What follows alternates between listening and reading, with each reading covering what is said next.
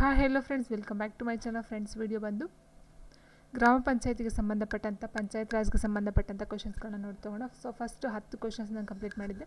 ಈಗ 11ನೇ question ನೋಡ್ತೋಗೋಣ. So 2015ರ ತಿದ್ದುಪಡಿಯ ಪ್ರಕಾರ ಸಾಮಾನ್ಯ ಸ್ಥಾಯಿ ಸಮಿತಿಯ ಅಧ್ಯಕ್ಷರು ಯಾರು ಅಂತ ಕೇಳಿದರೆ, ಸೊ ಇಲ್ಲಿ 2015ರ ತಿದ್ದುಪಡಿಯ ಪ್ರಕಾರ ಸಾಮಾನ್ಯ ಸ್ಥಾಯಿ ಸಮಿತಿಯ ಅಧ್ಯಕ್ಷರು ಯಾರು? ಸೊ ನಾನು ನಿನ್ನೆ ಒಂದು ವೀಡಿಯೋದಲ್ಲಿ ಹೇಳಿದ್ದೆ 10ನೇ ಕ್ವಶನ್ ಕೊಟ್ಟಿದ್ದರು. ಸೊ ಅಲ್ಲಿ ಅಧ್ಯಕ್ಷರು ಯಾವುದಕ್ಕೆ ಬರ್ತಾರೆ ಮತ್ತು ಉಪಾಧ್ಯಕ್ಷರು ಯಾವುದಕ್ಕೆ ಬರ್ತಾರೆ ಅಂತ. ಸೊ ಇಲ್ಲ ನೋಡ್ತಾ ಹೋದಾಗೆ ಸಾಮಾನ್ಯ ಸ್ಥಾಯಿ ಸಮಿತಿ ಏನಿದೆ ಇದರ ಒಂದು ಅಧ್ಯಕ್ಷರು ಅಂತ ಹೇಳಿದರೆ ಗ್ರಾಮ ಪಂಚಾಯಿತಿಯ ಉಪಾಧ್ಯಕ್ಷರಾಗಿರ್ತಾರೆ. ಆಪ್ಷನ್ 2 ಗ್ರಾಮ ಪಂಚಾಯಿತಿಯ ಉಪಾಧ್ಯಕ್ಷರು. ಸೊ ನೋಡಿ, ಇಲ್ಲಿ ಪ್ರಕರಣ 61ಕ್ಕೆ ಸಂಬಂಧಪಟ್ಟಂತೆ ಗ್ರಾಮ ಪಂಚಾಯಿತಿಯ ಸ್ಥಾಯಿ ಸಮಿತಿಗಳನ್ನು ರಚನೆ ಮಾಡ್ತಕ್ಕಂಥದ್ದು. ಇಲ್ಲಿ ನಾವು ನೋಡ್ತಾ ಹೋದಾಗೆ ವರ್ಷ ಪೂರ್ತಿ ಕಾರ್ಯನಿರ್ವಹಿಸುವ ಸಮಿತಿಗಳೇ ಸ್ಥಾಯಿ ಸಮಿತಿಗಳು ಅಂತ ಹೇಳ್ತೀವಿ. ಸೊ ಸ್ಥಾಯಿ ಸಮಿತಿ ನಮ್ಗೆ ಕೊಟ್ಟಿರ್ತಕ್ಕಂಥದ್ದು ಇವಾಗ ಏನಂತ ಹೇಳಿದ್ರೆ ಸಾಮಾನ್ಯ ಸ್ಥಾಯಿ ಸಮಿತಿ. ಸೊ ಈ ಸಾಮಾನ್ಯ ಸ್ಥಾಯಿ ಸಮಿತಿಯ ಇದರ ಸಭಾಪತಿ ಅಂತ ಹೇಳಿದ್ರೆ ಗ್ರಾಮ ಪಂಚಾಯಿತಿಯ ಉಪಾಧ್ಯಕ್ಷರು ಆಗಿರ್ತಾರೆ. ಸೊ ಇದರ ಅಡಿಯಲ್ಲಿ ಬರ್ತಕ್ಕಂಥ ಕಾರ್ಯಗಳು ಅಂತ ಹೇಳಿದಾಗ ಕೃಷಿ ಮತ್ತು ಕೃಷಿಗೆ ಸಂಬಂಧಪಟ್ಟಂಥ ಚಟುವಟಿಕೆಗಳಾಗಿರ್ಬೋದು, ಮತ್ತು ಕೈಗಾರಿಕೆಗೆ ಸಂಬಂಧಪಟ್ಟಂತೆ ಕಾಮಗಾರಿಗಳ ಮೇಲ್ವಿಚಾರಣೆ ಮತ್ತು ಸಾಮಾಜಿಕ ಕಾರ್ಯಗಳು, ಆರೋಗ್ಯ ಮತ್ತು ನೈರ್ಮಲೀಕರಣ, ಉತ್ಪಾದನಾ ಚಟುವಟಿಕೆಗಳು, ಶಿಕ್ಷಣದ ಕಾರ್ಯಕ್ರಮಗಳು ಮತ್ತು ಫಲಾನುಭವಿಗಳು ಮೇಲ್ವಿಚಾರಣೆ ಮಾಡ್ತಕ್ಕಂಥದ್ದು, ಸಿಬ್ಬಂದಿ ವರ್ಗದ ಮೇಲೆ ಮೇಲ್ವಿಚಾರಣೆ ಮಾಡ್ತಕ್ಕಂಥದ್ದು, ಬಡತನ ನಿರ್ಮೂಲನಾ ಕಾರ್ಯಕ್ರಮಗಳು. ಸೊ ಇದೆಲ್ಲ ಬರ್ತಕ್ಕಂಥದ್ದು ಸಾಮಾನ್ಯ ಸ್ಥಾಯಿ ಸಮಿತಿ ಅಡಿಯಲ್ಲಿ ಬರ್ತಕ್ಕಂಥ ಕಾರ್ಯಕ್ರಮಗಳಾಗಿರುತ್ತೆ. ಸೊ ಇಲ್ಲ ನೋಡ್ತಾ ಹೋದಾಗೆ ಗ್ರಾಮ ಪಂಚಾಯಿತಿ ಉಪಾಧ್ಯಕ್ಷರು ಸಾಮಾನ್ಯ ಸ್ಥಾಯಿ ಸಮಿತಿಯ ಅಧ್ಯಕ್ಷತೆ ಅಥವಾ ಅಧ್ಯಕ್ಷರನ್ನು ಅಂತ ಮಾಡಿರ್ತಾರೆ. ಆ್ಯಂಡ್ ನೆಕ್ಸ್ಟ್ ಕ್ವಶನ್ ಹೀಗಿದೆ, 12ನೇ ಹಣಕಾಸು ಆಯೋಗದ ಅಧ್ಯಕ್ಷರು ಯಾರಾಗಿದ್ದರು ಅಂತ ಕೊಟ್ಟಿದ್ದಾರೆ. ಸೊ ಯಾಕೆ ಈ ಒಂದು ಕ್ವಶನ್ ಅಂತ ಹೇಳಿದರೆ, ಕ್ವಶನ್ ಪೇಪರಲ್ಲಿ ನಾವು ಕ್ವಶನ್ ಎತ್ತುತ್ತೀವಲ್ವ, ಸೊ ಇದು ಆಗಿನ ಒಂದು ಕರೆಂಟ್ ಅಫೇರ್ಸ್ಗೆ ಸಂಬಂಧಪಟ್ಟಂತೆ ಕೊಟ್ಟಿರ್ತಾರೆ. ಬಟ್ ಈಗ ಏನು ಕೊಟ್ಟಿದ್ದಾರೋ ಇದು 12ನೇ ಅಂತ ಕೊಟ್ಟಿದ್ದಾರಲ್ವ. ಸೊ 12ನೇ ಹಣಕಾಸು ಆಯೋಗದ ಅಧ್ಯಕ್ಷರು ಅಂತ ಹೇಳಿದ್ರೆ ಅಲ್ಲಿ ಡಾಕ್ಟರ್ ಸಿ ರಂಗರಾಜನ್ ಅಂತಕ್ಕಂಥದ್ದಾಗಿದ್ದರು. ಬಟ್ ಇವಾಗ ಏನಿದೆಯೋ ಈಗ ಪ್ರೆಸೆಂಟ್ ಅಂತಕ್ಕಂಥದ್ದು ನೋಡಿ ನವೆಂಬರ್ 2017ರಲ್ಲಿ ಈಗಿರ್ತಕ್ಕಂಥದ್ದು 15ನೇ ಹಣಕಾಸು ಆಯೋಗ. ಇದರ ಒಂದು ಅಧ್ಯಕ್ಷತೆಯನ್ನು ವಹಿಸ್ಕೊಂಡಿರ್ತಕ್ಕಂಥರು ಎನ್ ಕೆ ಸಿಂಗ್ ಅಂತ ಹೇಳ್ತಾರೆ, ಅಥವಾ ನಂದ ಕಿಶೋರ್ ಸಿಂಗ್ ಅಂತಕ್ಕಂಥವ್ರು. ಇವರ ಒಂದು ಅಧಿಕಾರ ಅಂತ ಹೇಳಿದಾಗ 2025ರ ತನಕ ಇರತಕ್ಕಂಥದ್ದು. 2025 ನಂದ ಕಿಶೋರ್ ಸಿಂಗ್ ರವರದು. ಇವರು ಬಂದು 15ನೇ ಹಣಕಾಸು ಆಯೋಗದ ಅಧ್ಯಕ್ಷರಾಗಿರ್ತಾರೆ. ಆ್ಯಂಡ್ ನೆಕ್ಸ್ಟ್ 16ನೇ ಹಣಕಾಸು ಆಯೋಗ ಅಂತ ಹೇಳಿದಾಗ 2025ರಿಂದ 30ರವರೆಗೆ ಇರ್ತಕ್ಕಂಥದ್ದು ಡಾಕ್ಟರ್ ಅರವಿಂದ್ ಪನಾಗರಿಯಾ. ಸೊ ಇವರು 16ನೇ ಹಣಕಾಸು, ಇವರು ಸಹ ಘೋಷಣೆ ಆಗಿದೆ. ನೆಕ್ಸ್ಟ್ 25ರಿಂದ 30ರ ತನಕ ಡಾಕ್ಟರ್ ಅರವಿಂದ್ ಪನಾಗರಿಯಾ ಅವರು 16ನೇ ಹಣಕಾಸು ಆಯೋಗದ ಅಧ್ಯಕ್ಷರಾಗಿ ಅಧ್ಯಕ್ಷತೆಯನ್ನು ವಹಿಸ್ಕೊಂಡಿರ್ತಾರೆ. ಆ್ಯಂಡ್ ನೆಕ್ಸ್ಟ್ ಕ್ವಶನ್ ನೋಡ್ತಾ ಹೋದಾಗ 73ನೇ ಸಂವಿಧಾನ ತಿದ್ದುಪಡಿ ಜಾರಿಗೆ ಬಂದ ದಿನ ಯಾವುದು ಅಂತ ಕೇಳಿದರೆ, 73ನೇ ಸಂವಿಧಾನದ ತಿದ್ದುಪಡಿ ಜಾರಿಗೆ ಬಂದ ದಿನ ಯಾವುದು? ಏಪ್ರಿಲ್ 24, 93 ಕೊಟ್ಟಿದ್ದಾರೆ. ಏಪ್ರಿಲ್ 23, 93, ಡಿಸೆಂಬರ್ 24, 93, ಮೇ 10, 93 ಕೊಟ್ಟಿದ್ದಾರೆ. ಸೊ ಆನ್ಸರ್ ನಾವು ನೋಡ್ತಾ ಹೋದಾಗ ಏಪ್ರಿಲ್ 24 ಬರ್ತಕ್ಕಂಥದ್ದು. ನೋಡಿ ಇಲ್ಲಿ 73ನೇ ತಿದ್ದುಪಡಿ ಏನು ಕೊಟ್ಟಿದ್ದಾರೋ ಇದು 24 ಏಪ್ರಿಲ್ 1993ರಲ್ಲಿ ದೇಶದಾದ್ಯಂತ ಜಾರಿಗೆ ಬರ್ತಕ್ಕಂಥದ್ದು. ಅದೇ ಅದಕ್ಕೂ ಮೊದಲೇ ಏನಾಗುತ್ತೆ ಅಂತ ಹೇಳಿದ್ರೆ ನೋಡಿ ಇಲ್ಲಿ ಪಂಚಾಯತ್ ಸಂಸ್ಥೆಗಳಿಗೆ ಸಂವಿಧಾನಾತ್ಮಕ ಸ್ಥಾನಮಾನವನ್ನು ನೀಡಲು ಪಿ.ವಿ. ನರಸಿಂಹರಾವ್ ನೇತೃತ್ವದ, ವೆರಿ ಇಂಪಾರ್ಟೆಂಟು, ಪಿ.ವಿ. ನರಸಿಂಹರಾವ್ ನೇತೃತ್ವದಲ್ಲಿ ಕೇಂದ್ರ ಸರ್ಕಾರ 1991ರಲ್ಲಿ 73ನೇ ತಿದ್ದುಪಡಿಯನ್ನು ಮಂಡನೆಯನ್ನು ಮಾಡ್ತಕ್ಕಂಥದ್ದು. ಸೊ ಇದು ವೆರಿ ಇಂಪಾರ್ಟೆಂಟು. ಆ್ಯಂಡ್ ಈ ಮಸೂದೆ ಲೋಕಸಭೆಯಲ್ಲಿ 22/12/1992ರಂದು ಮತ್ತು ರಾಜ್ಯಸಭೆಯಲ್ಲಿ 23/12/1992ರಂದು ಅಂಗೀಕಾರವನ್ನು ಪಡ್ಕೊಳ್ಳುತ್ತೆ. ಅದಾದ ನಂತರ 17 ರಾಜ್ಯ ವಿಧಾನಸಭೆಗಳ ಒಪ್ಪಿಗೆಯನ್ನು ಪಡೆದ ನಂತರ 20/1/93ರಂದು ರಾಷ್ಟ್ರಪತಿಗಳಿಂದ ಈ ಒಂದು ಸಹಿಯನ್ನು ತಗೊಳ್ತಕ್ಕಂಥದ್ದು. ರಾಷ್ಟ್ರಪತಿಯಿಂದ 20/1/1993ರಲ್ಲಿ. ಅದು ದೇಶದಾದ್ಯಂತ ಇದು ಜಾರಿಗೆ ಬರ್ತಕ್ಕಂಥದ್ದು 24 ಏಪ್ರಿಲ್ 1993ರಲ್ಲಿ ಈ ಒಂದು 73ನೇ ತಿದ್ದುಪಡಿ ಜಾರಿಗೆ ಬರ್ತಕ್ಕಂಥದ್ದು. ಸೊ ಆ್ಯಂಡ್ ಇನ್ನು ಮೇನ್ ಪಾಯಿಂಟ್ ಅಂತ ಹೇಳಿದರೆ ಈ ಒಂದು 73ನೇ ತಿದ್ದುಪಡಿ ಏನಿದೆ ಇದು ಬಂದು ಸಂವಿಧಾನದಲ್ಲಿ 9ನೇ ಭಾಗ, ಸೊ ಶೆಡ್ಯೂಲ್ ಅಂತ ಹೇಳ್ತೀವಲ್ಲ, ಸೊ 9ನೇ ಭಾಗದಲ್ಲಿ ಬರ್ತಕ್ಕಂಥದ್ದು, 9ನೇ ಭಾಗದಲ್ಲಿ ಸೇರಿಸಿದ್ದಾರೆ. ಆ್ಯಂಡ್ ನೆಕ್ಸ್ಟ್ ಪಾಯಿಂಟ್ ನಾವು ನೋಡ್ತಾ ಹೋದಾಗ ಇಲ್ಲಿ 11ನೇ ಅನುಸೂಚಿ, ಶೆಡ್ಯೂಲ್ ಬಂದು ಶೆಡ್ಯೂಲ್ ಅನುಸೂಚಿ 11ನೇ ಅನುಸೂಚಿಯಲ್ಲಿ ಬರ್ತಕ್ಕಂಥದ್ದು, 9ನೇ ಭಾಗದಲ್ಲಿ ಬರ್ತಕ್ಕಂಥದ್ದು ಮತ್ತು 11ನೇ ಅನುಸೂಚಿಯಲ್ಲಿ ಬರ್ತಕ್ಕಂಥದ್ದು ಈ ಒಂದು 73ನೇ ತಿದ್ದುಪಡಿ. ಸೊ ಇದು ಬಂದು 11ನೇ ಅನುಸೂಚಿಯಲ್ಲಿ ಒಟ್ಟು 29 ವಿಷಯಗಳನ್ನು ಒಳಗೊಂಡಿದೆ. ಇದು ಸಹ ವೆರಿ ಇಂಪಾರ್ಟೆಂಟ್, ಇದು ಸಹ PDOದಲ್ಲಿ ಕೇಳಿದ್ದಾರೆ. 11ನೇ ಅನುಸೂಚಿ ಎಷ್ಟು ಅಥವಾ 73ನೇ ಅನುಸೂಚಿ ಎಷ್ಟು ವಿಷಯಗಳನ್ನು ಒಳಗೊಂಡಿದೆ ಅಂತ ಕೇಳ್ತಾರೆ. 29 ವಿಷಯಗಳನ್ನು ಒಳಗೊಂಡೈತೆ. ಆ್ಯಂಡ್ ಸಂವಿಧಾನದ 9ನೇ ಭಾಗದಲ್ಲಿ 243ರಿಂದ 243 ಓ ಏನಂದರೆ ABCD ಅಂತ ಹೇಳ್ತೀವಲ್ಲ, ಸೊ ಅದ ರೀತಿ ಒಟ್ಟು ಓ ತನಕ ಈ ಒಂದು ಸಂವಿಧಾನ ಸಂವಿಧಾನ 9ನೇ ಭಾಗದಲ್ಲಿ ವಿಧಿಗಳನ್ನು ಈ ಒಂದು 73ನೇ ತಿದ್ದುಪಡಿಗೆ ಸಂಬಂಧಪಟ್ಟಂತೆ ವಿಧಿಗಳನ್ನು ಒಳಗೊಂಡಿರ್ತಕ್ಕಂಥದ್ದು. ಆ್ಯಂಡ್ ನೆಕ್ಸ್ಟ್ ಫಸ್ಟ್ ಏನಂತಂದರೆ 8 ರಾಜ್ಯಗಳ ಬುಡಕಟ್ಟು ಪ್ರದೇಶಗಳಿಗೆ ವಿಸ್ತರಿಸಿದ್ದು 24/12/1996. ಇಟ್ ಮೀನ್ಸ್ ಇದು ರಾಜ್ಯಾದ್ಯಂತ ಬಂದಿದ್ದು ಫಸ್ಟ್ಗೆ 24 ಏಪ್ರಿಲ್ 1993. ಆದರೆ ಈ ಒಂದು 8 ಬುಡಕಟ್ಟು ರಾಜ್ಯಗಳಿಂದವ, ಸೊ ಅಲ್ಲಿ ಅಪ್ಲೈ ಆಗಿರಲಿಲ್ಲ. 24/12/1996 ಇದನ್ನು ಅಪ್ಲೈನ ಮಾಡ್ತಕ್ಕಂಥದ್ದು. ಆ್ಯಂಡ್ ನೆಕ್ಸ್ಟ್ ಮತ್ತು ಈ ಕಾಯ್ದೆಯು ದೆಹಲಿ, ನಾಗಾಲ್ಯಾಂಡು, ಮಿಜೋರಾಂ ಮತ್ತು ಮೇಘಾಲಯಗಳನ್ನು ಹೊರತುಪಡಿಸಿ ಉಳಿದೆಲ್ಲ ರಾಜ್ಯಗಳಲ್ಲಿ ಜಾರಿಯಲ್ಲಿದೆ. ಸೊ ಈ 4 ರಾಜ್ಯಗಳಲ್ಲಿ 73ನೇ ತಿದ್ದುಪಡಿ ಜಾರಿಯಲ್ಲಿ ಇಲ್ಲ ಅಂತಕ್ಕಂಥದ್ದು. ಆ್ಯಂಡ್ ನೆಕ್ಸ್ಟ್ ಕ್ವಶನ್ ಇದೆ 243J ಯಾವುದರ ಬಗ್ಗೆ ತಿಳಿಸುತ್ತದೆ ಅಂತ ಕೊಟ್ಟಿದ್ದಾರೆ. ಜೆಗೆ ಸಂಬಂಧಪಟ್ಟಂತೆ ಕೊಟ್ಟಿದ್ದಾರೆ ನೋಡಿ. 243 ನಾನೇನು ಹೇಳಿದ್ವಿ, 243ರಿಂದ ಓ ತನಕ ಬರ್ತಕ್ಕಂಥದ್ದು 73ನೇ ಅನುಸೂಚಿಯಲ್ಲಿ ಒಟ್ಟು 29 ಅಂತ ಹೇಳಿದ್ನಲ್ಲ. ಸೊ ಅದಕ್ಕೆ ಸಂಬಂಧಪಟ್ಟಂತೆ ಜೆಗೆ ಸಂಬಂಧಪಟ್ಟಂತೆ ಕೊಟ್ಟಿದ್ದಾರೆ ನೋಡಿ. 243 ಜೇಲಿ ಯಾವ್ದು ಬರುತ್ತೆ ಅಂತಕ್ಕಂಥದ್ದು.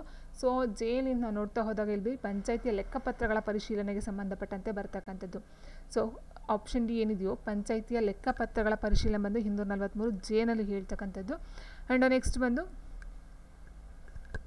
ಹಣಕಾಸು ಆಯೋಗದ ರಚನೆ ಏನು ಬಂದಿದೆ, ಇದು ಐ ಬರುತ್ತೆ. 243 ಐನಲ್ಲಿ ಬರ್ತಕ್ಕಂಥದ್ದು. ಆ್ಯಂಡ್ ನೆಕ್ಸ್ಟ್ ಬಂದು ಸೊ ಇಲ್ಲಿ ಇದನ್ನು ನೋಡ್ತಾ ಹೋದಾಗೆ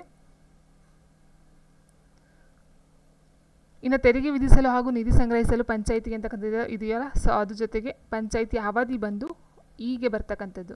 ಸೊ 243 ಈನಲ್ಲಿ ತೋರಿಸ್ತಕ್ಕಂಥದ್ದು. ಆ್ಯಂಡ್ ನೆಕ್ಸ್ಟ್ ತೆರಿಗೆ ವಿಧಿಸಲು ಅಂತಕ್ಕಂಥದ್ದು ಕೊಟ್ಟಿದ್ದಾರಲ್ಲ. ಸೊ ಈ ತೆರಿಗೆಗೆ ಸಂಬಂಧಪಟ್ಟಂತೆ ಬರ್ತಕ್ಕಂಥ 243 ಎಚ್ ಬರ್ತಕ್ಕಂಥದ್ದು. ಸೊ ಎಲ್ಲ 243ನೇ. 243 ಹೆಚ್ಚು ತೆರಿಗೆಗೆ ಸಂಬಂಧಪಟ್ಟಂತೆ, 243 ಐ ಬಂದು ಹಣಕಾಸು ಆಯೋಗದ ರಚನೆ, ಆ್ಯಂಡ್ 243 ಇ ಬಂದು ಪಂಚಾಯಿತಿ ಅವಧಿ, 243 ಜೆ ಬಂದು ಪಂಚಾಯಿತಿಯ ಲೆಕ್ಕಪತ್ರಗಳ ಪರಿಶೀಲನೆ ಆಗಿರ್ತಕ್ಕಂಥದ್ದು. ಆ್ಯಂಡ್ ನೆಕ್ಸ್ಟು ಯಾವ ಸಮಿತಿಯ ಶಿಫಾರಸಿನ ಮೇರೆಗೆ ಮೈಸೂರು ವಿಲೇಜ್ ಪಂಚಾಯತ್ ಮತ್ತು ಡಿಸ್ಟ್ರಿಕ್ಟ್ ಪಂಚಾಯತ್ ಸ್ಥಾಪಿಸಲಾಯಿತು ಅಂತ ಕೇಳಿದರೆ ನೋಡಿ ಫ್ರೆಂಡ್ಸ್, ಇಲ್ಲಿ ಕೊಟ್ಟಿರ್ತಕ್ಕಂಥದ್ದು ಎರಡನೇ ಏನಂತ ಹೇಳಿದ್ರೆ ಮೈಸೂರು ವಿಲೇಜ್ ಪಂಚಾಯತ್ ಮತ್ತು district panchayat. So it means ಇಲ್ಲಿ ಎರಡೇ ಕೊಟ್ಟಿರ್ತಕ್ಕಂಥದ್ದು ಪಂಚಾಯತು, ತಾಲೂಕ್ ಪಂಚಾಯತಿಗೆ ಕೊಟ್ಟಿಲ್ಲ. ಸೊ ಇದು ಯಾವ ಒಂದು ಇದರಲ್ಲಿ ಬರುತ್ತೆ ಅಂತ ಹೇಳಿದ್ರೆ ಮೈಸೂರು ಗ್ರಾಮ ಪಂಚಾಯತಿಗಳ ನಿಬಂಧನೆಗಳಲ್ಲಿ ಬರ್ತಕ್ಕಂಥದ್ದು. ಸೊ ವೆಂಕಟಪ್ಪ ಸಮಿತಿಲಿ ಬರ್ತಕ್ಕಂಥದ್ದು. ಸೊ ಇದು ಏನಾಗುತ್ತೆ ಅಂತ ಹೇಳಿದ್ರೆ 1926ರಲ್ಲಿ ರಚನೆಯನ್ನು ಮಾಡಿ 1927ರಲ್ಲಿ ಜಾರಿಗೆ ತರ್ತಾರೆ. 1927ರಲ್ಲಿ ಈ ಒಂದು ಮೈಸೂರು ಗ್ರಾಮ ಪಂಚಾಯತಿ ನಿಬಂಧನೆ ಅಂದ್ಬಿಟ್ಟು ಜಾರಿಗೆ ತರ್ತಕ್ಕಂಥ 1926 ರಚನೆ ಮಾಡ್ತಾರೆ. 1927ರಲ್ಲಿ ಜಾರಿಗೆ ತರ್ತಕ್ಕಂಥದ್ದು. ಇಲ್ಲಿ ಬರ್ತಕ್ಕಂಥದ್ದು ತಾಲೂಕು ಪಂಚಾಯತಿಗಳನ್ನು ರದ್ದು ಮಾಡಿಸಿ ವಿಲೇಜ್ ಪಂಚಾಯತ್ ಮತ್ತು ಡಿಸ್ಟ್ರಿಕ್ಟ್ ಪಂಚಾಯತ್ ಅಂತ 2 ಥರದ ಸರ್ಕಾರಗಳನ್ನು ಜಾರಿಗೆ ತರ್ತಕ್ಕಂಥದ್ದು. ಇದು ವೆಂಕಟಪ್ಪ ಸಮಿತಿಯರ ಒಂದು ಶಿಫಾರಸಿನ ಮೇರೆಗೆ ಬರ್ತಕ್ಕಂಥದ್ದು 1927 ಅಥವಾ 26 ಅಂತ ಹೇಳ್ಬಹುದು. ಆ್ಯಂಡ್ ನೆಕ್ಸ್ಟ್ ಕ್ವಶನ್ ಹೇಗಿದೆ, ಶೌಚಗೃಹ ಮೊದಲಾದವನ್ನು ಒದಗಿಸುವ ಪ್ರಕರಣ ಯಾವುದು ಅಂತ ಕೊಟ್ಟಿದ್ದಾರೆ. ಇಲ್ಲಿ ಕೊಟ್ಟಿರ್ತಕ್ಕಂಥ ಪ್ರಕರಣ 103, 104, 105, 106 ಏನಿದೆಯೋ ಇಲ್ಲಿ ಕೊಟ್ಟಿರ್ತಕ್ಕಂಥದ್ರಲ್ಲಿ ಶೌಚಗೃಹಕ್ಕೆ ಸಂಬಂಧಪಟ್ಟಂತೆ ನೋಡಿ ಇಲ್ಲಿ ಕೊಟ್ಟಿದ್ದೀನಿ. 103 ಬಂದು ಯಾವ ಭೂಮಿಯ ಮೇಲೆ ಚರಂಡಿಯನ್ನು ಹಾಕಲಾಗಿದೆಯೋ ಅಂಥ ಭೂಮಿಯ ಮೇಲೆ ಕಟ್ಟಡ ಕಟ್ಟುವ ಬಗ್ಗೆ ಮಾಲೀಕತ್ನ ಹಕ್ಕು ಅಂತಕ್ಕಂಥದ್ದು ಬರುತ್ತೆ 103. 104 ಶೌಚಗೃಹ ಮುಂತಾದವನ್ನು ಒದಗಿಸ್ತಕ್ಕಂಥದ್ದು. ಸೊ ಇಲ್ಲಿ ಕೊಟ್ಟಿದ್ದಾರೆ ನೋಡಿ, ಶೌಚಗೃಹಕ್ಕೆ ಸಂಬಂಧಪಟ್ಟಂತೆ 104ನೇ ವಿಧಿ ಪ್ರಕರಣ ಹೇಳ್ತಕ್ಕಂಥದ್ದು. ಆ್ಯಂಡ್ 105 ಅಂತ ಹೇಳಿದ್ರೆ ಶೌಚಗೃಹ ಮೊದಲಾದವುಗಳನ್ನು ಮಾರ್ಪಡಿಸುವ ದುರಸ್ತಿ ಮಾಡುವಂಥ ಸುಸ್ಥಿರದಲ್ಲಿ ಇರ್ತಕ್ಕಂಥದ್ದು. ಸೊ ನೋಡಿ ಇಲ್ಲಿ ಕೊಟ್ಟಿರ್ತಕ್ಕಂಥ 2 ಪಾಯಿಂಟ್ ಕೊಟ್ಟಿದ್ದಾರೆ. ಶೌಚಗೃಹ ಮೊದಲಾದವನ್ನು ಒದಗಿಸ್ತಕ್ಕಂಥದ್ದು ನೋಡಿ, ಶೌಚಗೃಹ ಮೊದಲಾದವನ್ನು ಒದಗಿಸ್ತಕ್ಕಂಥದ್ದು. ಸೊ 104 ಬರುತ್ತೆ. ಆ್ಯಂಡ್ ಇಲ್ಲಿ 105 ಅಂತ ಹೇಳಿದ್ರೆ ಶೌಚಗೃಹ ಮೊದಲಾದವನ್ನು ಮಾರ್ಪಡಿಸ್ತಕ್ಕಂಥದ್ದು. ಸೊ ಇಲ್ಲಿ ದುಸ್ಥಿತಿಗೆ ಇರ್ತಕ್ಕಂಥದ್ದು ಸುಧಾರಣೆಯನ್ನು ಮಾಡ್ತಕ್ಕಂಥದ್ದು. ಸೊ ರಿಪೇರಿಯನ್ನು ಮಾಡ್ತಕ್ಕಂಥದ್ದು 105. ಆ್ಯಂಡ್ ನೆಕ್ಸ್ಟ್ 106 ಬಂದು ಚರಂಡಿ ಮೊದಲಾದವುಗಳ ಪರಿವೀಕ್ಷಣೆಯನ್ನು ಮಾಡ್ತಕ್ಕಂಥದ್ದು. ಸೊ ಈಗ ನಾವು ಆನ್ಸರ್ ಅಂತ ಹೇಳಿದ್ರೆ 104 ಶೌಚಗೃಹ ಮೊದಲಾದವನ್ನು ಒದಗಿಸಿ ಕೊಡ್ತಕ್ಕಂಥದ್ದು. ಸೊ ಆಪ್ಷನ್ ಬಿ ಇದು ಬಂದು ದುಸ್ಥಿತಿಯಲ್ಲಿರ್ತಕ್ಕಂಥದ್ದು ಸರಿ ಮಾಡಿಸ್ಕೊಡ್ತಕ್ಕಂಥದ್ದು. ಆ್ಯಂಡ್ ನೆಕ್ಸ್ಟ್ ಕ್ವಶನ್ ಹೀಗಿದೆ, ರಾಷ್ಟ್ರೀಯ ಗ್ರಾಮೀಣ ಉದ್ಯೋಗ ಖಾತ್ರಿ ಯೋಜನೆಗೆ ಕಾಯ್ದೆ ರೂಪಿಸಿದ ವರ್ಷ ಯಾವುದು ಅಂತ ಕೇಳಿದರೆ ಸೊ ನಿಮಗೆ ಗೊತ್ತಾಗುತ್ತೆ ಏನಂತ ಹೇಳಿದರೆ ಇಲ್ಲಿ 2005ರಲ್ಲಿ ಅಷ್ಟೇ ಆ ಒಂದು ರಾಷ್ಟ್ರೀಯ ಗ್ರಾಮೀಣ ಉದ್ಯೋಗ ಖಾತ್ರಿ ಯೋಜನೆ ಕಾಯ್ದೆ ಬರ್ತಕ್ಕಂಥದ್ದು 2005ರಲ್ಲಿ. ಸೊ ಹಾಗಾಗಿ ನಾವು 25 ಆಗಸ್ಟ್ 2005ನ ತೊಗೊಳ್ಬಹುದು, 2006 ಸೊ ಇದಕ್ಕೆ ಸಂಬಂಧಪಟ್ಟಂತೆ ನೋಡ್ತಾ ಹೋದಾಗೆ ನೋಡಿ, ಕರ್ನಾಟಕದಲ್ಲಿ ಗ್ರಾಮೀಣ ಉದ್ಯೋಗ ಖಾತ್ರಿ ಯೋಜನೆಯ ರಾಷ್ಟ್ರೀಯ ಉದ್ಯೋಗ ಖಾತ್ರಿ ಯೋಜನೆ ಅಡಿಯಲ್ಲಿ ಫೆಬ್ರವರಿ 2006ರಂದು 5 ಜಿಲ್ಲೆಗಳಾದ ಬೀದರ್, ಗುಲ್ಬರ್ಗ, ರಾಯಚೂರು, ಚಿತ್ರದುರ್ಗ ಮತ್ತು ದಾವಣಗೆರೆ ಒಟ್ಟು 5 ಜಿಲ್ಲೆಗಳಲ್ಲಿ ಮೊಟ್ಟ ಮೊದಲ ಬಾರಿಗೆ ಫೆಬ್ರವರಿ 2006ರಂದು ಈ ಒಂದು ಗ್ರಾಮೀಣ ಉದ್ಯೋಗ ಖಾತ್ರಿ ಯೋಜನೆ ಫಸ್ಟ್ ಅಪ್ಲೈ ಮಾಡ್ತಕ್ಕಂಥದ್ದು. ಅದ್ರಲ್ಲಿ ಕ್ವಶನ್ ಕೇಳೋದೇನಂತಂದರೆ ಕಾಯ್ದೆ ರೂಪಿಸಿದ ವರ್ಷ ಕೇಳಿದರೆ, ರೂಪಿಸಿದ ವರ್ಷ 2005ರಲ್ಲಿ, ಬಟ್ ಅದನ್ನು ಅಪ್ಲೈ ಮಾಡ್ತಕ್ಕಂಥದ್ದು 2006ರಲ್ಲಿ. ಆ್ಯಂಡ್ ನೆಕ್ಸ್ಟ್ ಏಪ್ರಿಲ್ 1, 2007ರಲ್ಲಿ ಏನಾಗುತ್ತೆ 5 ಜಿಲ್ಲೆಗಳ ಜೊತೆಗೆ ನಂತರ 6 ಜಿಲ್ಲೆಗಳು, ಇಟ್ ಮೀನ್ಸ್ ಕರ್ನಾಟಕ ಮತ್ತು 6 ಜಿಲ್ಲೆಗಳಿಗೆ ಈ ಒಂದು ಕರ್ನಾಟಕದಲ್ಲಿ ಗ್ರಾಮೀಣ ಉದ್ಯೋಗ ಖಾತ್ರಿ ಯೋಜನೆಯನ್ನು ಅನ್ವಯನ ಮಾಡ್ತಕ್ಕಂಥದ್ದು. ಆ್ಯಂಡ್ ನೆಕ್ಸ್ಟ್ ಅದಾದ ನಂತರ ಇನ್ನು ಉಳಿದಿರ್ತಕ್ಕಂಥ ಜಿಲ್ಲೆಗಳಲ್ಲಿ ಏಪ್ರಿಲ್ 1, 2008 ಇಡೀ ಇದಕ್ಕೆ ಜಿಲ್ಲೆಗಳಿಗೆ ಡಿಸ್ಟ್ರಿಬ್ಯೂಟ್ ಮಾಡಿ ಆ ಒಂದು ಅನುಷ್ಠಾನವನ್ನು ತರ್ತಕ್ಕಂಥದ್ದು. ಆ್ಯಂಡ್ ನೆಕ್ಸ್ಟ್ ಇಲ್ಲಿ ಮೈನಾಗಿ ಏನಂತ ಹೇಳಿದರೆ ರಾಷ್ಟ್ರೀಯ ಉದ್ಯೋಗ ಖಾತ್ರಿ ಯೋಜನೆ ಅಂತಕ್ಕಂಥದ್ದು ಇರುತ್ತೆ. ಅದು ಅಲ್ಲಿ ತನಕ 2005, 2006 ಏನಿತ್ತು ಇಲ್ಲೆಲ್ಲ ರಾಷ್ಟ್ರೀಯ ಉದ್ಯೋಗ ಖಾತ್ರಿ ಯೋಜನೆ ಅಂತ ಇರುತ್ತೆ. ಆ್ಯಂಡ್ ಅಕ್ಟೋಬರ್ 2 ಗಾಂಧಿ ಜಯಂತಿಯವರ ಇದರಲ್ಲಿ 2009 ಏನಾಗುತ್ತೆ ಅದು ಮಹಾತ್ಮ ಗಾಂಧೀಜಿ ಉದ್ಯೋಗ ಖಾತ್ರಿ ಯೋಜನೆ ಅಂತಕ್ಕಂಥ ಹೆಸರನ್ನ ಚೇಂಜ್ ಮಾಡ್ತಾ ಹೋಗ್ತಾರೆ. ಸೊ ಅಲ್ಲಿ ತನಕ ರಾಷ್ಟ್ರೀಯ ಉದ್ಯೋಗ ಖಾತ್ರಿ ಅಂತ ಇರುತ್ತೆ. ಅದಾದ ನಂತರ ಅಕ್ಟೋಬರ್ 2, 2009 ಏನಾಗುತ್ತೆ ಅದು ಮಹಾತ್ಮ ಗಾಂಧೀಜಿ ಉದ್ಯೋಗ ಖಾತ್ರಿ ಯೋಜನೆ ಅಂತಕ್ಕಂಥ ಮತ್ತೆ ನಾಮಕರಣವನ್ನು ಮಾಡ್ತಕ್ಕಂಥದ್ದು. ಅಂಡ್ ನೆಕ್ಸ್ಟ್ ಕ್ವಶನ್ ಹೀಗಿದೆ, ಭೂ ದಾಖಲಾತಿ ರಿಜಿಸ್ಟರ್ ಬಗ್ಗೆ ತಿಳಿಸುವ ನಮೂನೆಯನ್ನು ಕೇಳಿದರೆ ನಮೂನೆ 28 ಕೊಟ್ಟಿದ್ದಾರೆ, ಆ್ಯಂಡ್ 29, 30 ಆ್ಯಂಡ್ 31 ಕೊಟ್ಟಿದ್ದಾರೆ. ಸೊ ಇದಕ್ಕಿಂತ ನಾವು ಮೊದಲು ನೋಡ್ತಾ ಹೋದಾಗ ಭೂ ದಾಖಲಾತಿ ರಿಜಿಸ್ಟರ್ ಬಗ್ಗೆ ತಿಳ್ಕೊಳ್ಳೋಕ್ಕೂ ಮೊದಲು ನಮೂನೆ 28 ಏನು ಹೇಳುತ್ತೆ, 29 ಏನು ಹೇಳುತ್ತೆ, 30 ಏನು ಹೇಳುತ್ತೆ ಅಂತ ನೋಡ್ತಾ ಹೋಗಬೇಕಾಗುತ್ತೆ. ಸೊ 28 ಏನು ಕೊಟ್ಟಿದ್ದಾರೋ ನಮೂನೆ ಇದು ಬಂದು ಖರೀದಿ ಪುಸ್ತಕ ಬಗ್ಗೆ ಹೇಳ್ತಕ್ಕಂಥದ್ದು. ಖರೀದಿ ಪುಸ್ತಕದ ಬಗ್ಗೆ ಹೇಳುತ್ತೆ. ಆ್ಯಂಡ್ ನಮೂನೆ 29 ಚಿರಾಸ್ತಿ 2 ಬರುತ್ತೆ ಇಲ್ಲಿ, ಚಿರಾಸ್ತಿ ಮತ್ತು ಸ್ಥಿರಾಸ್ತಿ ಅಂತ ಬರುತ್ತೆ. ಸೊ ಚಿರಾಸ್ತಿಗಳ ರಿಜಿಸ್ಟರ್ ಬಗ್ಗೆ ಹೇಳ್ತಕ್ಕಂಥದ್ದು, ಚಿರಾಸ್ತಿಗಳ ರಿಜಿಸ್ಟರ್ ಬಗ್ಗೆ ಹೇಳುತ್ತೆ. ಆ್ಯಂಡ್ ನೆಕ್ಸ್ಟ್ ನಮೂನೆ 30 ಅಂತಕ್ಕಂಥದ್ದು ಏನಿದೆಯೋ ಸೊ ಇದು ಭೂ ದಾಖಲಾತಿ ರಿಜಿಸ್ಟರ್ ಬಗ್ಗೆ ಹೇಳ್ತಕ್ಕಂಥದ್ದು ನಮೂನೆ 30 ಆಗುತ್ತೆ. ಆ್ಯಂಡ್ ನಮೂನೆ 31 ಬಂದು ಸ್ಥಿರಾಸ್ತಿಗಳ ಬಗ್ಗೆ ಹೇಳ್ತಕ್ಕಂಥದ್ದು, ಸ್ಥಿರಾಸ್ತಿ. ಸೊ ಚಿರಾಸ್ತಿ ಬಗ್ಗೆ ಹೇಳ್ತಕ್ಕಂಥ ನಮೂನೆ 29, ಸ್ಥಿರಾಸ್ತಿ ಬಗ್ಗೆ ಹೇಳ್ತಕ್ಕಂಥದ್ದು ನಮೂನೆ 31, ಭೂ ದಾಖಲಾತಿ ರಿಜಿಸ್ಟರ್ ಬಂದು ನಮೂನೆ 30. ಸೊ ಖರೀದಿ ಪುಸ್ತಕದ ಬಗ್ಗೆ ಬಂದು ನಮೂನೆ 28. ಸೊ ಇದಕ್ಕೆ ಆನ್ಸರ್ ಬಂದು ಆಪ್ಷನ್ ಸಿ ನಮೂನೆ 30. ಆ್ಯಂಡ್ ನೆಕ್ಸ್ಟ್ ಕ್ವೆಶನ್, ನಿರುದ್ಯೋಗ ಭತ್ಯೆಗಾಗಿ ಅರ್ಜಿ ಯಾರಿಗೆ ಸಲ್ಲಿಸಬೇಕು ಅಂತ ಕೊಟ್ಟಿದ್ದಾರೆ, ಗ್ರಾಮ ಪಂಚಾಯತಿ ಅಧ್ಯಕ್ಷರಿಗೆ, ಪಂಚಾಯತಿ ಅಭಿವೃದ್ಧಿ ಅಧಿಕಾರಿಗಳು, ಕಾರ್ಯದರ್ಶಿ, ಕಾರ್ಯನಿರ್ವಹಣಾಧಿಕಾರಿಗಳು ಅಂತ ಕೊಟ್ಟಿದ್ದಾರೆ. ಸೊ ಆನ್ಸರ್ನ ನೋಡ್ತಾ ಹೋದಾಗೆ ನಿರುದ್ಯೋಗ ಭತ್ಯೆ ಅಂತಕ್ಕಂಥದ್ದು ಏನು ಕೊಡ್ತಾರೋ ಸೊ ಅದು ಯಾರಿಗೆ ಅರ್ಜಿಯನ್ನು ಸಲ್ಲಿಸಬೇಕಂತ ನೋಡಿದ್ರೆ ಆನ್ಸರ್ ಬಂದು ಆಪ್ಷನ್ ಬಿ ಪಂಚಾಯತ್ ಅಭಿವೃದ್ಧಿ ಅಧಿಕಾರಿ, ಇಟ್ ಮೀನ್ಸ್ PDOಗೆ. ಓಕೆ. ಸೊ ಆ್ಯಂಡ್ ನೆಕ್ಸ್ಟು ಗ್ರಾಮೀಣ ಆಶ್ರಯ ಅಥವಾ ಬಸವ ವಸತಿ ಯೋಜನೆ ಜಾರಿಗೆ ಬಂದದ್ದು ಯಾವಾಗ ಅಂತ ಕೇಳಿದರೆ, ಗ್ರಾಮೀಣ ಆಶ್ರಯ ಅಥವಾ ಬಸವ ವಸತಿ ಯೋಜನೆ ಜಾರಿಗೆ ಬಂದದ್ದು ಯಾವಾಗ, ಎರಡಕ್ಕೂ ಸಹ ಒಂದೇನೆ, ಆದರೆ ಅದನ್ನು ಹೆಸರು ನಾಮಕರಣ ಚೇಂಜ್ ಮಾಡ್ತಾ ಹೋಗ್ತಾರೆ. ಬಟ್ ಯಾವಾಗ ಅಂತ ಹೇಳಿದರೆ 1991, 92 ಈ ಒಂದು ಗ್ರಾಮೀಣ ಆಶ್ರಯ ಯೋಜನೆ ಜಾರಿಗೆ ತರ್ತಕ್ಕಂಥದ್ದು.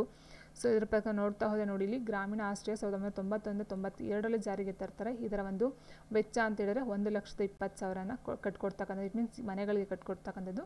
ಇದರ ಒಂದು ಯಾರಿಗೆ ಇದು ಅರ್ಹತೆ ಅಂತ ಹೇಳಿದಾಗ ವಾರ್ಷಿಕ ಆದಾಯ 32,000ಕ್ಕಿಂತ ಕಡಿಮೆ ವಸತಿ ರಹಿತ ಬಡ ಜನರ ಆಯ್ಕೆಯಾಗಿರುತ್ತೆ. ನೆಕ್ಸ್ಟ್ ಈ ಯೋಜನೆಯಡಿ ಒಟ್ಟು ಮನೆಗಳು ಪರಿಶಿಷ್ಟ ಜಾತಿಯವರಿಗೆ 30% ಮತ್ತು ಪರಿಶಿಷ್ಟ ಪಂಗಡದವರಿಗೆ 10% ಮತ್ತು ಅಲ್ಪಸಂಖ್ಯಾತರಿಗೆ 10% ಕೊಟ್ಟಿರೋ ಒಟ್ಟು 50% ಇವರಿಗೆ ಮೀಸಲಾತಿ ಹೋಗ್ತಕ್ಕಂಥದ್ದು. ಆ್ಯಂಡ್ ನೆಕ್ಸ್ಟ್ ಈ ಯೋಜನೆ ಮೊದಲು ಆಶ್ರಯ ವಸತಿ ಯೋಜನೆ ಅಂತ ಇತ್ತು, ಗ್ರಾಮೀಣ ಆಶ್ರಯ ಅಂತ ಇತ್ತು. ಅದಾದ ನಂತರ 2010 ಮತ್ತು 2011 ಏನು ಮಾಡ್ತಾರೆ, ಬಸವ ವಸತಿ ಯೋಜನೆ ಅಂತ ಮರುನಾಮಕರಣವನ್ನು ಮಾಡ್ತಕ್ಕಂಥದ್ದು. ಸೊ ಇದು ವೆರಿ ಇಂಪಾರ್ಟೆಂಟ್ ಕೇಳಬಹುದು. 2010, 2011 ಗ್ರಾಮೀಣ ಆಶ್ರಯ ಯೋಜನೆ ಏನಿತ್ತು ಅದನ್ನು ಬಸವ ವಸತಿ ಯೋಜನೆ ಅಂತ ಮರುನಾಮಕರಣವನ್ನು ಮಾಡ್ತಕ್ಕಂಥದ್ದು. ಸೊ ಫಾರ್ ಎಕ್ಸಾಂಪಲ್ ಈಗ ನಾವು ಲಾಸ್ಟ್ ನೋಡಿದ್ವಿ ಅಲ್ವಾ, ಯಾವುದು ರಾಷ್ಟ್ರೀಯ ಗ್ರಾಮೀಣ ಉದ್ಯೋಗ ಖಾತ್ರಿ ಯೋಜನೆ. ಸೊ ಮಹಾತ್ಮ ಗಾಂಧೀಜಿ ಉದ್ಯೋಗ ಖಾತ್ರಿ ಯೋಜನೆ ಅಂತ ಯಾವ ರೀತಿ ಮಾಡ್ತಾರೋ ಅದೇ ರೀತಿ ಇಲ್ಲೂ ಸಹ ಗ್ರಾಮೀಣ ಆಶ್ರಯನ ಬಸವ ವಸತಿ ಯೋಜನೆ ಅಂತ ಚೇಂಜನ್ನು ಮಾಡ್ತಕ್ಕಂಥದ್ದು. ಆ್ಯಂಡ್ ನೆಕ್ಸ್ಟು ಇದು ಬಂದು 1991, 92 ಗ್ರಾಮೀಣ ಆಶ್ರಯ ಇರುತ್ತೆ. ಆ್ಯಂಡ್ ಬಸವ ವಸತಿ ಬಂದು 2010 and 11 ಚೇಂಜ್ ಆಗ್ತಕ್ಕಂಥದ್ದು. ಸೊ ಇಷ್ಟು ಬಂದು 10 ಕ್ವಶನ್ಸ್ಗಳು ಗ್ರಾಮೀಣಕ್ಕೆ ಸಂಬಂಧಪಟ್ಟಂತೆ ಅಥವಾ ಪಂಚಾಯತ್ ರಾಜ್ಗೆ ಸಂಬಂಧಪಟ್ಟಂಥ ಕ್ವಶನ್ಸ್ಗಳಾಗಿರುತ್ತೆ. ಸೊ ವಿಡಿಯೋ ಇಷ್ಟ ಲೈಕ್ ಮಾಡಿ, ಶೇರ್ ಮಾಡಿ, ಕಮೆಂಟ್ ಮಾಡಿ ಅಂತ ಹೇಳ್ತಾರೆ. Thank you for watching.